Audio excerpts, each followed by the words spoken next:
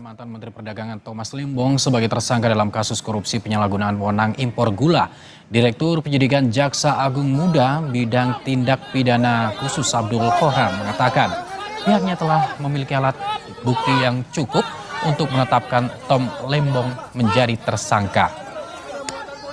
Dan kita akan langsung bergabung dengan jurnalis Kompas TV, Saudara Abel Insani di Kejaksaan Agung. Selamat malam, Abel. Abel. Selamat malam. Abel, Tom Lembong ini ditetapkan oleh Kejagung menjadi tersangka. Seperti apa sebetulnya kronologinya dan juga ceritanya hingga akhirnya Kejagung memilih untuk menetapkan menjadi tersangka Tom Lembong?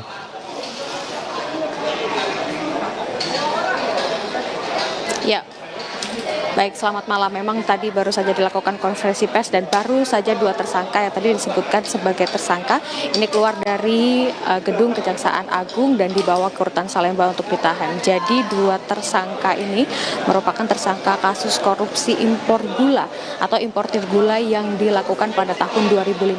Ada dua tersangka, yaitu ada TTL atau Tom Lembong dan juga CS begitu, di mana kita mengetahui bahwa Tom Lembong ini pada tahun 2015 sampai 2017 ini menjadi Menteri Perdagangan, dan pada saat itu Tom Lembong mengizinkan untuk mengimportir gula sebanyak 105 ton, padahal pada saat itu Indonesia tidak membutuhkan gula. Maksud saya tidak membutuhkan impor gula begitu. Nah, dari sini ini sudah menjadi indikasi bahwa adanya korupsi yang dilakukan oleh Tom Lembong begitu kalau menurut dari Kejaksaan Agung.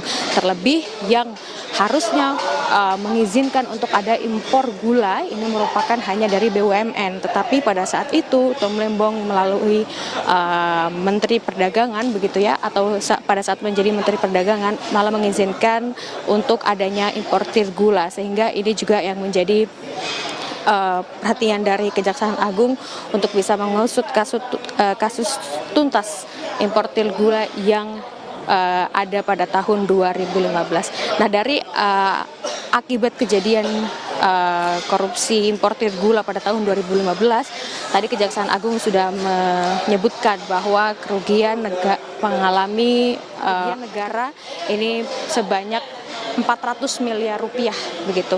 Nah, dari hal ini juga makanya tadi baru saja atau sekitar belum ada 10 menit begitu ya, Tom Lembong dan juga tersangka lainnya ini memasuki mobil tahanan dan langsung dibawa ke rutan Salemba untuk ditahan. Nah, untuk saat ini memang kami juga akan menunggu terkait dengan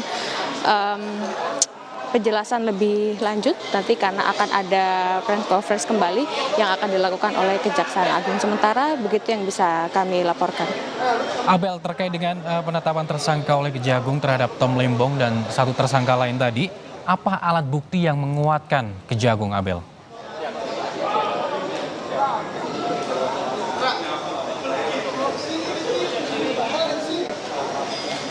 Abel, masih mendengar suara saya, Abel? Dari Kejaksaan Agung ini sudah melakukan beberapa inspeksi begitu ya. Ada beberapa alat bukti memang yang disampaikan ataupun juga tadi juga sudah ada pemeriksaan atau penggeledahan begitu di beberapa tempat, dan Kejaksaan Agung menemukan ada beberapa bukti yang cukup untuk bisa membuat status dari Tom Lembong sebagai saksi menjadi tersangka. Tapi sebelumnya memang sudah ada 90 saksi yang diperiksa atas kasus impor gula ini. Impor gula yang dilakukan pada tahun 2015. Nah, ini pada saat itu ada rapat koordinasi antar kementerian yang tepatnya dilakukan pada tahun 2015 dan disimpulkan bahwa Indonesia pada saat itu mengalami siklus gula yang artinya tidak membutuhkan adanya impor gula, tetapi pada saat itu Tom Lembong ini menggunakan wewenangnya sebagai Menteri Perdagangan untuk bisa mengimpor gula. Nah, pada saat itu juga sebenarnya Indonesia tidak membutuhkan impor gula dan hanya BUMN saja yang boleh mengimpor gula. Nah, untuk saat ini itulah yang bisa kami sampaikan. Abel, tahan dulu, kita akan mendengarkan Kejaksaan Agung yang telah menetapkan mantan Menteri Perdagangan Thomas Lembong sebagai tersangka kasus dugaan korupsi impor gula. Dan kasus ini, saudara, bergulir saat Thomas Lembong ini menjadi Menteri Perdagangan tahun 2015-2016. Menurut Kejaksaan Agung, Saudara, Thomas Limbong ini memberikan izin persetujuan impor gula kristal mentah 105.000 ton kepada PT AP. Impor itu dilakukan saat Indonesia surplus gula. Impor gula harusnya dilakukan oleh BUMN, namun Tom Limbong ini mengizinkan PT AP melakukan impor. Pihak Kemendak diduga menerbitkan persetujuan impor gula tidak sesuai dengan ketentuan. Selain itu, Saudara, Kemendak disebut memberikan izin impor melebihi kuota. Pada tahun 2015, berdasarkan rapat koordinasi antar kementerian, tepatnya telah dilaksanakan pada tanggal 12 Mei 2015, telah disimpulkan bahwa Indonesia mengalami surplus gula sehingga tidak perlu atau tidak membutuhkan impor gula. Pada tahun yang sama, yaitu tahun 2015 tersebut, Menteri Perdagangan, yaitu Saudara TTR, memberikan izin persetujuan impor gula kristal mentah sebanyak 105.000 ton kepada PT AP, yang kemudian gula kristal mentah tersebut diolah menjadi gula kristal putih atau GKP.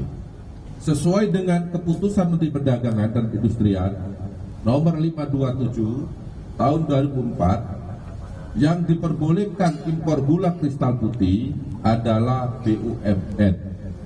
Tetapi berdasarkan persetujuan impor yang telah dikeluarkan oleh tersangka TTL, impor gula tersebut dilakukan oleh PT AP.